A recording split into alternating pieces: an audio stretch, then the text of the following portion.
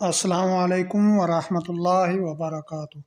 میرے عزیز بہن بھائیوں اور دوستوں، اللہ سے دعا ہے کہ اللہ ہم سب کو دنیا آخرت میں کامیاب فرمائے اور دنیا کی ہر پریشانی سے محفوظ فرمائے اور ہر بیماری سے نجات عطا فرمائے۔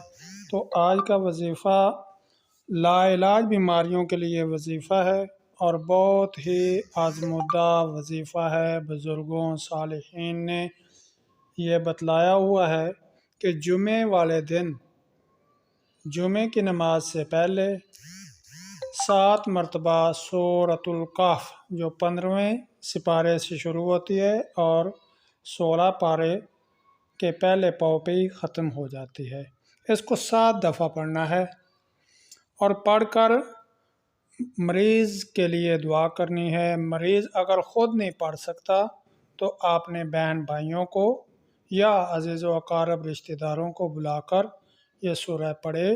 انشاءاللہ اگر اس کی زندگی لکھی ہوئی ہے، موت نہیں لکھی ہوئی، تو جو بھی بیماری ہو، چاہے بلڈ کینسر ہو یا اس جیسی اور فالج ہو یا کوئی اور موذی بیماری ہو، تو انشاءاللہ اللہ کے فضل و کرم سے یہ بیماری ختم ہو جائے گی۔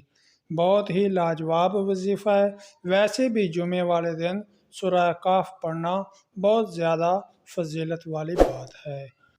اگر آپ نے میرا چینل سبسکرائب نہیں کیا تو دل مانے تو میرے چینل کو ضرور سبسکرائب کر دینا۔